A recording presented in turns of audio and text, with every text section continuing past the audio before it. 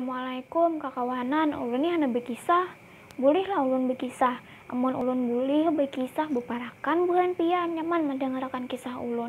Judul kisah ulun nih kada paasian lawan kuitan.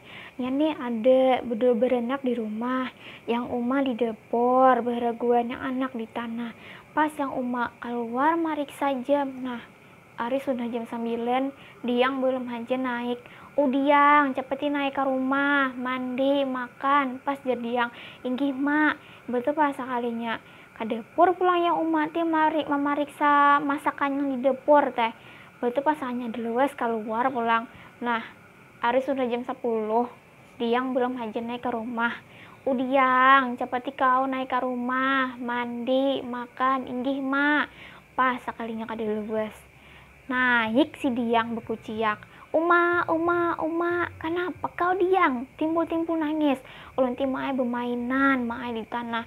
Ibu bermainan di tanah tipa sekalinya betis ulun ti dicucur angsa. Mana dicucur angsa dibisul pulang maai pacah bisul ulun. Nangis Diang kuciak-kuciak. Betul pasahnya jarang uma, mana malihat tam ja. Nah Diang ja, bisulmu pacah Diang ay, inggih maai pacah tapi sakit maan cucur angsa. Nangis tau lama ulun. Tuh sakanya kada luwes. Pang Diang ay sakit terus di rumahnya dia apa sakit Diang ay. Nyaman lagi bisulmu pacah. Umanya nih melihat betis Diang yang dicucur angsa yang bisul ti ada merasa maras ya juga, ada merasa anak tertawa ada juga.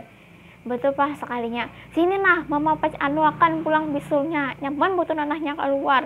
Ayo mak, sakit main ulun nah. Diang kuciak-kuciak sambil nangis. Pas jar uma, hen dinto to uma tuh berapa kali menyuruh naik ke rumah mandi makan, ada aja naik-naik ke rumah.